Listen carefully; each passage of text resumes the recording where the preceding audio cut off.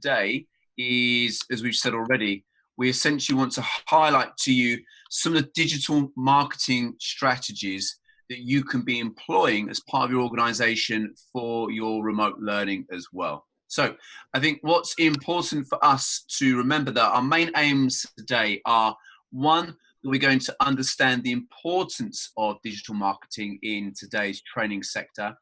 And also what we hope to do is to begin your digital marketing journey in particular. Now, we are aware that some of us here will all be at different starting points. And I'd also like to highlight that digital marketing is a huge area. So we are not possibly going to be able to cover everything today. But what we will be looking at is some of the key first steps and some of the easy or the quick wins that your organization can employ relatively cheaply to make sure that you achieve a digital marketing strategy as well. So what is meant by digital marketing? Patricia, do you mind helping us with this? Okay, so digital marketing, as we all know, is that aspect of marketing that involves the use of the internet or any form of digital technology.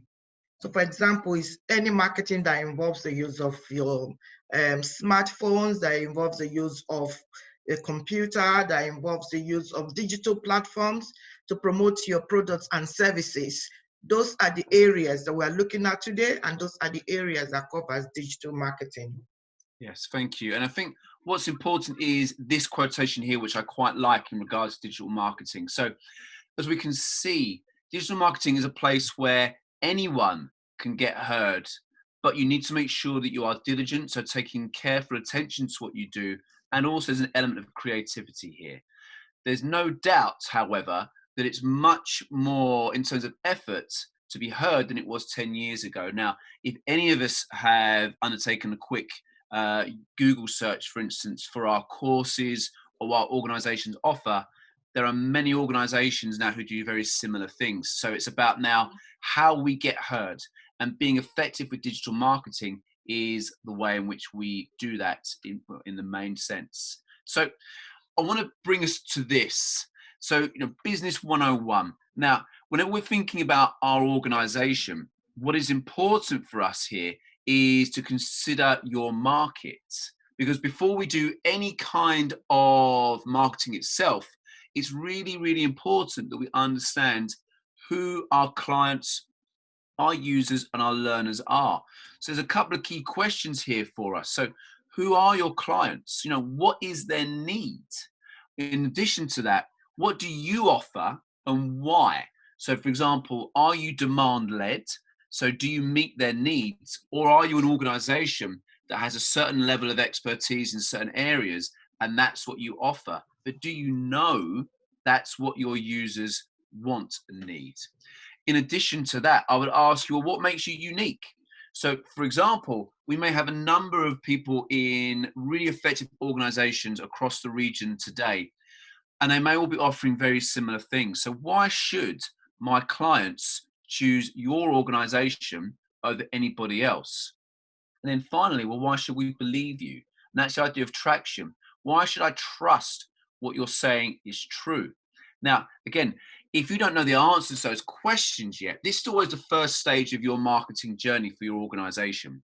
You need to know the answers to these questions. So do you research by asking the people around you, asking your users? These are all important. So here, for example, is what's called an elevator pitch. So this is the idea that if a company is looking for investment, or they're looking to kind of symbolize, encapsulate what their organization stands for, it's a very simple one-sentence answer.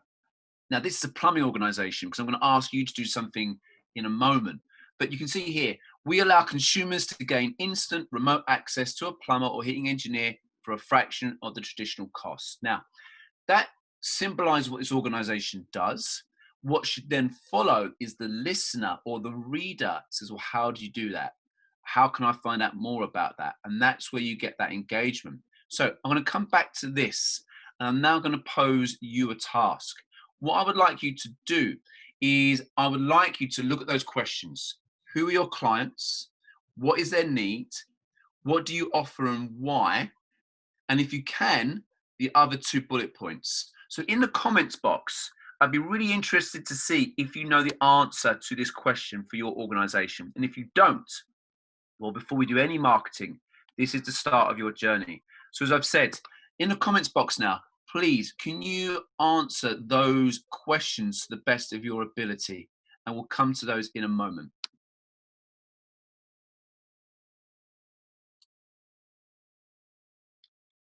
So who are your users? Who are your consumers? Why? What do you offer? And why? Please leave a comment in the comments box now so we can explore some of your answers to that. You may also want to consider who your potential trainees, who your potential audience is going to be for the future. So you may know who your clients are now. What about moving forward in the next 2 years? Will that change? Are you going to use the same? Are you going to target the same audience? If not, who are the potential customers? Who are the potential people who will consume your services? Yeah, exactly. So when you think, thank you, Patricia. When you have, write your answer into the comments box so we can begin to explore some of that. So thank you, Tola. So we have mostly public servants from both ministries, departments, and agencies at both federal and state level. Fantastic. So again, but what is it specifically they're interested in? Why do they come to you? This is interesting, isn't it? Why do they come to you? Not just because they always have. Some really good comments. Thank you very much. Yeah. So we have comments. So again, here's an interesting one. Our client is the general public who need development for peak productivity. Okay, but that's quite broad. That's, could you be more specific? Is there a certain way in which, is there a certain group that need to use your services? Because that will influence what you market and how you market it. Great, thank you, Ola. So we have your customers are parents, pupils, and community. Great. What is it they're interested in? What is it they need? Because obviously, if you know what they need, you can service that. We'll take a couple more and we'll come back here. But hopefully what you can see is interesting is that if you don't know the answer yet for your organization, you're not yet ready as an organization to market yourselves effectively. You'll be spreading yourselves too thin and wasting money and not being unique. And also what's coming out here is a lot of you are focusing on the same target audience, public and private sector individuals. But what makes you unique? Why should we come to training center A rather than B? What is it that makes you stand out? Exactly. Is it your experience? Is it the number of people you've worked with in the past? All of those things are going to be really crucial. When I'm picking, as Patricia was saying, why should we come to you? We'll take one more and have a look at one more. And again, great. So it's great that so many people are working with so many different organizations. Yeah. So Shana, if I got the name right, thank you. So public servants, civil servants, and private sector, fantastic. But why do they work with you? What do they need? What do you offer? When was the last time, here's a question to all of us. When was the last time we went back to our customers, our learners, and said, what do you want? What do you need? Because that's obviously how you future-proof your organization as well. Really interesting, thank you. And I want to move forward again now in the presentation, but a key message, if you know what you're... Yeah, so this is a good one from Dr. Patricia.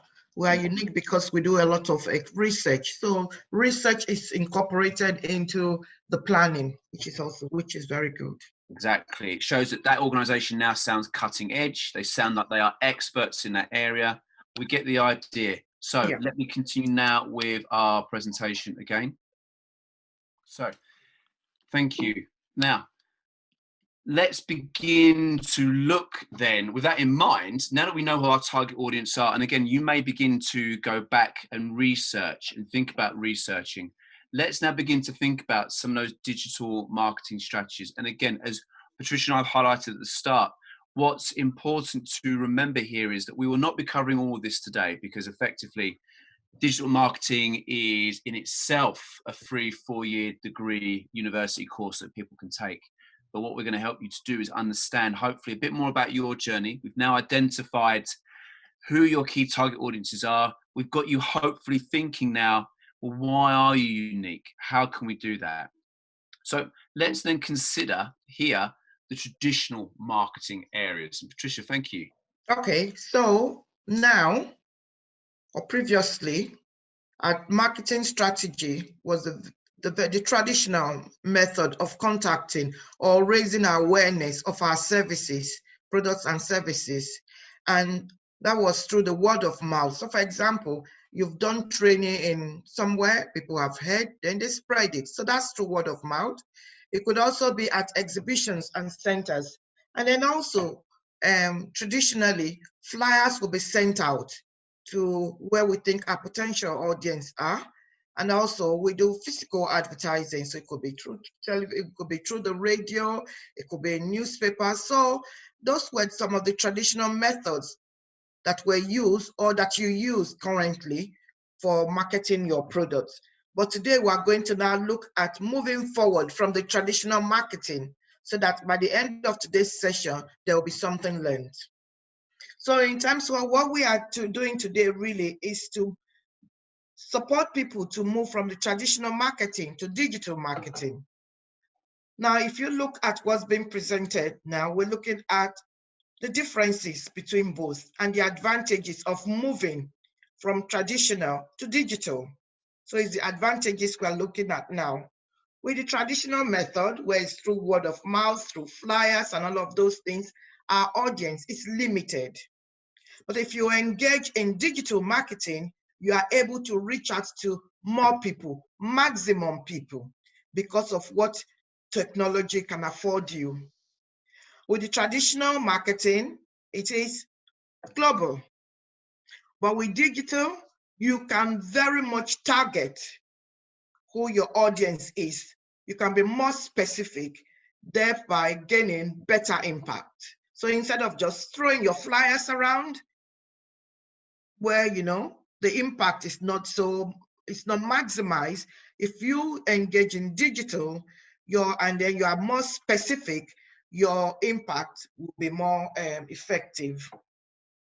Now, with the traditional marketing strategy, you cannot be as versatile as you will be if you're practicing or if you're employing the digital marketing strategy. With digital strategy, you can be more versatile. You can do a lot of things with your marketing. You can change, you can chop and change at the very last minute, therefore giving you the opportunity to be innovative and constructive. With the traditional marketing, your communication is delayed. It is delayed, it is slowed down, it is all of those things. The world has moved on. The pace at which things are moving is so fast that you cannot afford to continue to market your courses, for example, using traditional methods. We are advocating, and your organizations as well, your managers are now saying you need to go digital, because when you go digital, it is instantaneous. The communication goes through immediately. You can make changes. You can reach your audience. Therefore, digital marketing is the way forward as against traditional marketing, which we're asking people to move away from now. Yeah, exactly. Thank you. And as we were saying before, you can hear that knowing your target market will be really clear, because as we're going to explore in one type of marketing in a moment for your organization, you can narrow down exactly who you want to target, their age group, their interests. So you're not sending out a message which goes out to everyone. It's specifically targeting people who are far more likely to engage with your organization and your offer. And that's why it's important to know who your potential clients are, what they need, and then you can address those needs in particular. So obviously we're now focusing in on social media here. And this is important because it's something that we're all familiar with to some extent, but it actually is pretty much, everything can be paid for, but it's pretty much a free way to directly engage with your learners, your consumers, whatever term you use as an organization. What it does is it allows you to build a following, which makes your organization seem stronger. When people arrive at your social media pages, which we'll look at a case study in a moment, it says a lot about your organization. So if I look on your organization's Facebook page, for instance, and you've got 5 followers, that to me doesn't suggest an organization which has been well used. If I look at another organization doing a very similar thing and they have thousands of followers, well, there's a reason for that. There's a reason for that. But we also need to be careful of with our social media is that we maintain your brand. What are you? What do you stand for? What is it that people know you for?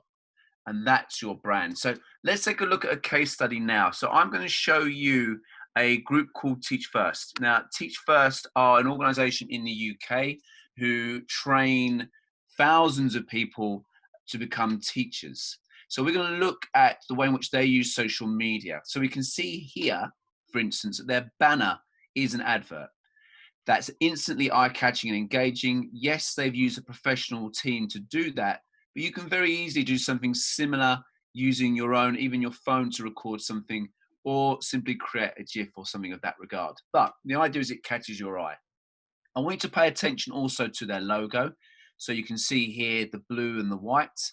And when we think about social media, now again, we're not going to be going into the finer details of how to do this expertly, but what we are looking at here is, for example, we have 27,000 followers of this page. We can see when we look down that the posts here are very clear, very clean. Notice that the color of the post is matching. We're going to talk about the use of the messages in a moment as well. But as we run down, again, notice that pattern is repeating. Nice and clear. What they stand for, again here, be proud of yourself. Good luck. We got the messages are here. But if we scroll down further, videos are being used to engage. And notice these videos are of their users, their customers. These are real people using their site, which is important. When we scroll down, this is a particular post I'd like you to see. So this is a good example of a template that you may wish to use. So we can see here across the top, fact, good school leadership matters. A nice, clear, clean, bold statement. This could be a rhetorical question that you use to engage others. Then our program, so an NPQ is a leadership program offered in the UK, can help you unlock your talent as a leader and support your pupils to thrive. So again, we believe this, we can help you to achieve this. And then what we have here is the call to action. So find out more about our programs and apply below. And then you can see they clearly know who their target market are because we have middle leaders, so heads of department, senior leaders, so heads of school, and then the overall head. And then each one will take them to a different page on their websites. And we can see here is a 57-second video of, in this example, a guy called Jamie Ward, who has undertaken the program. So don't just believe us, believe our users. And you can see when we talk about instantaneous engagement, notice we can like, we can share, we can comment, and all those things are there.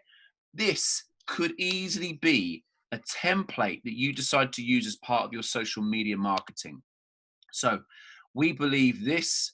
If you want to achieve your public sector program, if you want to be better at this particular element of the private sector, well, find us here by clicking on this link. Very easy, very effective. Let's look at how their brand develops now. So again, here is Twitter. So we can see here, 70,000 followers just under. We'd all like to be there. Here is the branding once again. So that blue and white and black now. And notice we have the image of this child being used. I think the child looks a little bit scared, but actually we know the idea here is they're supposed to look engaged, excited, enthralled. And there is their mission statement. Nice and clear. This is what we stand for. So that's something for you to bear in mind. What do you stand for? What's your mission? And as we scroll down once again, very, very similar. A lot of the posts will match. Here is the idea of that nice, clean, clear, tell us below. There's your call to action. You get the idea now in terms of the way in which this brand is being developed. And we can see once again, all the way through, very, very similar. So when I'm scrolling down my social media, I recognize the brand. The brand is being developed here. And again, here we are. There is a case study. Where are your case studies going to be? That's something for you to consider. If you're using Instagram, for instance, well, it's slightly different. So notice we've gone from 69,000 followers to only 7,000 followers. So that highlights that their target market doesn't really use Instagram, but clearly enough of them do. And what you can see here, which is different for those of us that aren't familiar with Instagram, is instead of having the key writing, we have to click on the image to see what's been written. But what's important is when I scroll down here, again, nice, clear messages, and look at all the happy faces that have been using Teach First in this. There's a little bit more fun being played. Instagram tends to be a younger demographic. But once again, look at all the happy faces, the diverse faces being used here. This says to me, this is an organization that are enjoyable to work with, fun, and has customer satisfaction. So for example, with your organization, in your social media, in your digital marketing, do we see success stories? Do we see people holding up certificates from your organization and a line to say, I've passed, it was amazing? All these things will be really important. And again, let's go back to now LinkedIn. So LinkedIn tends to be a more professional page for a company. So it's less fun in inverted commas, but the branding remains. So we can see there's the logo. There in the center is a nice eye-catching, it grabs your attention. It's unique, it looks different. And as we scroll down, again, 56,000 followers this time. And once again, I want to draw your eye to this particular post. So the same kind of branding once again is taking place, but let's look at this one here. So we can see they understand how LinkedIn structure their posts.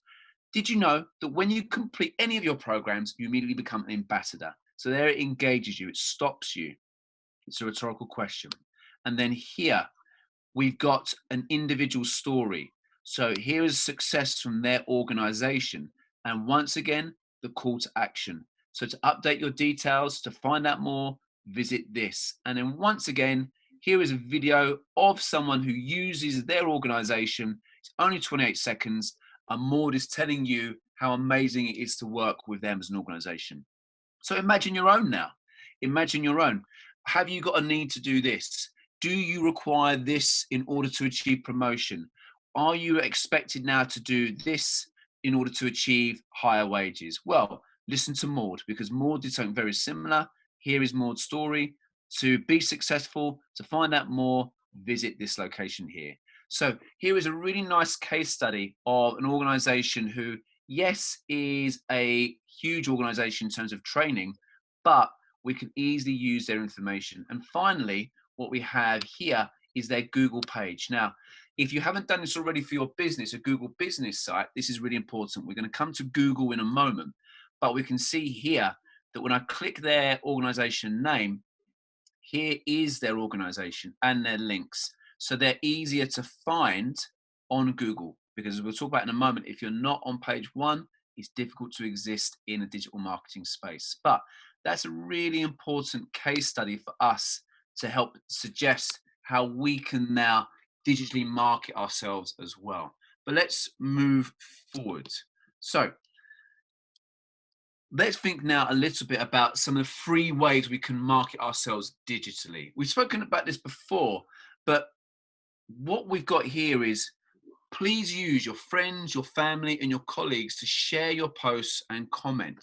Because when you are using things like Facebook, Twitter, Instagram, what is key is the number of impressions you make. So an impression, if you aren't already aware, is where your post can be seen on someone's page as they scroll up and down. And that's important. So every time it gets shared, effectively, your digital marketing of your organization is being shared for you for free. Something else to do here with your digital marketing is to be clever with it. So Patricia talks about the idea of being able to vary it, to be able to change it when required. So what you could do, particularly on Facebook, is sign up to lots of groups which are related to your organization. So this could be job groups, it could be groups which have a specific interest related to what you offer. And you can then sign up for those and share your posts directly into those groups as well. What you should also be clever about is what's trending. So what's important? So for example, what news can you kind of use in your marketing? So for instance, sadly, Manchester United were knocked out of the Europa League this week. So what you might do is in your marketing, say, no one likes to be disappointed. No one wants to fall at the right near the end. So if you want to avoid that, speak to us at our organization where thousands of people have achieved success. even use a picture of Man United or something like that. And you can see how now that attracts a certain market as well. And finally, check your analytics. So there's lots of really effective insights or analytics on your social media pages, which will let you know, for example, how many followers you've achieved in a certain time frame.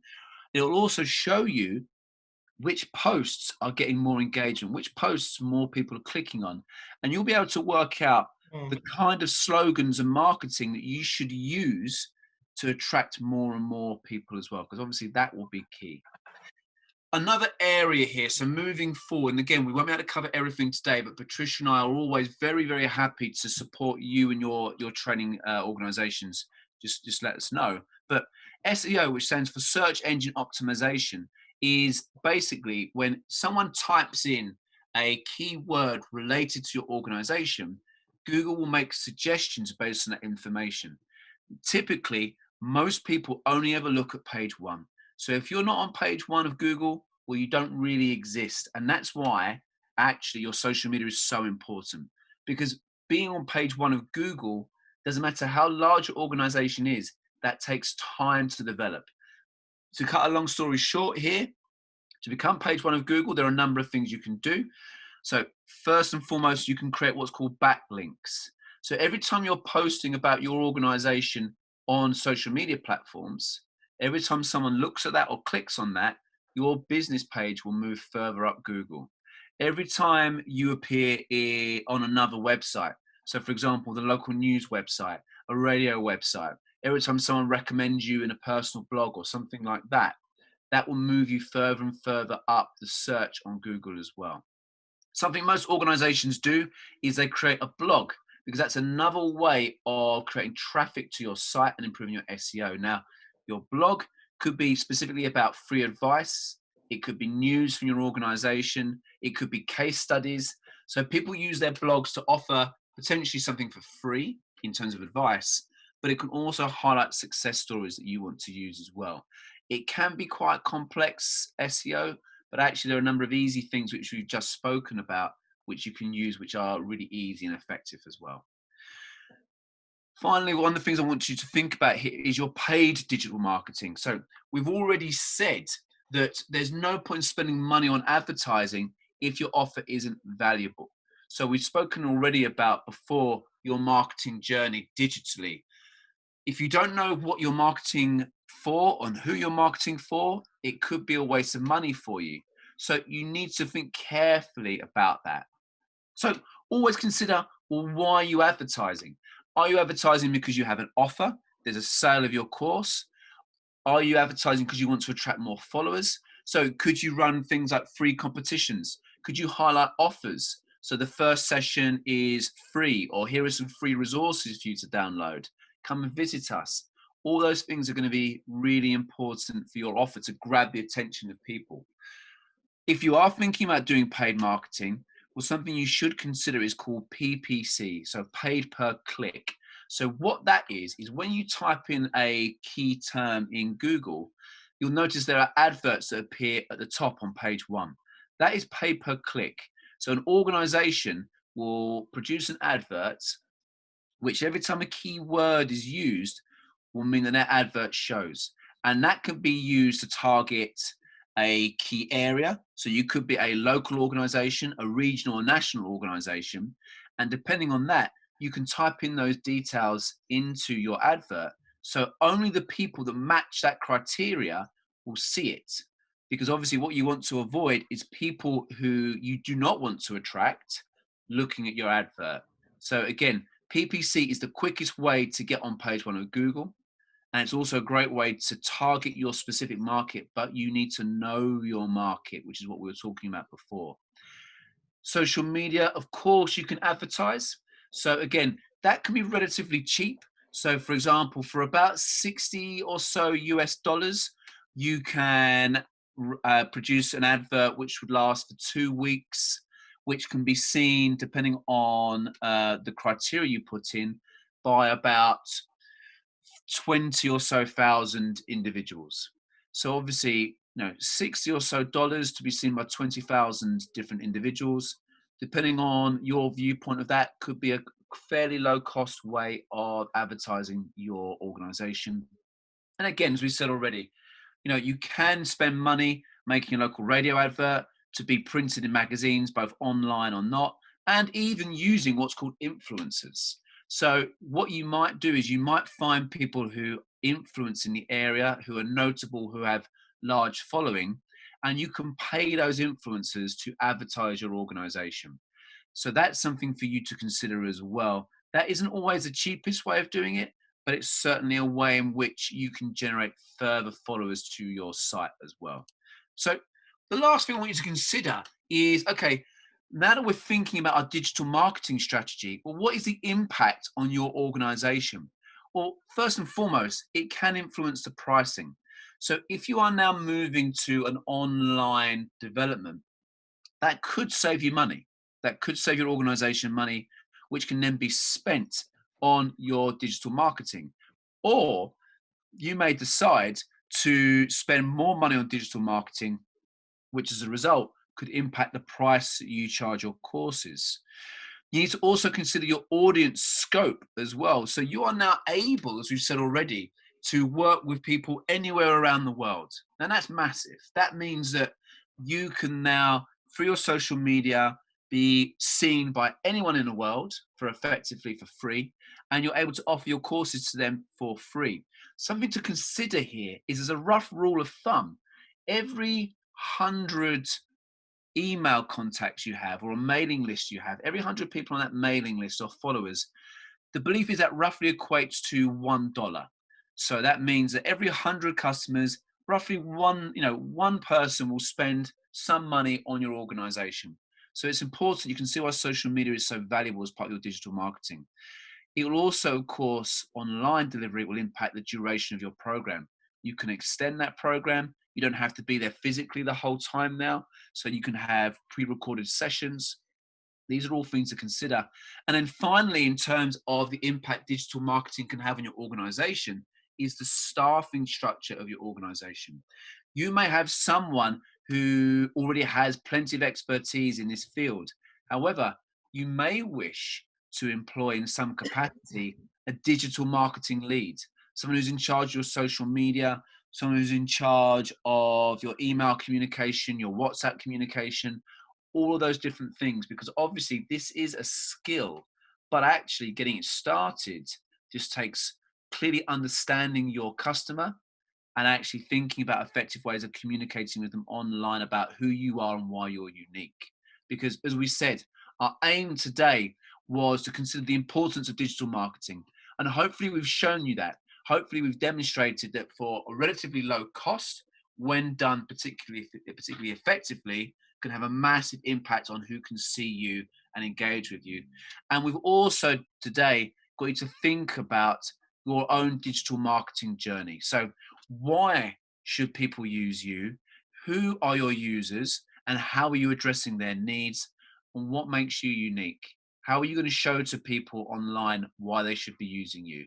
And once you understand that by researching properly, then you're ready to market digitally, and it'll make a huge impact to the way in which your organization works with people and attracts future business. So I hope that has been of use for you today. And Patricia, obviously, I thank you, but everyone for your time. If there are any questions, we are now more than happy to answer them. So thank you guys once again. It's an absolute pleasure, and we look forward to obviously hearing from you and your opinion.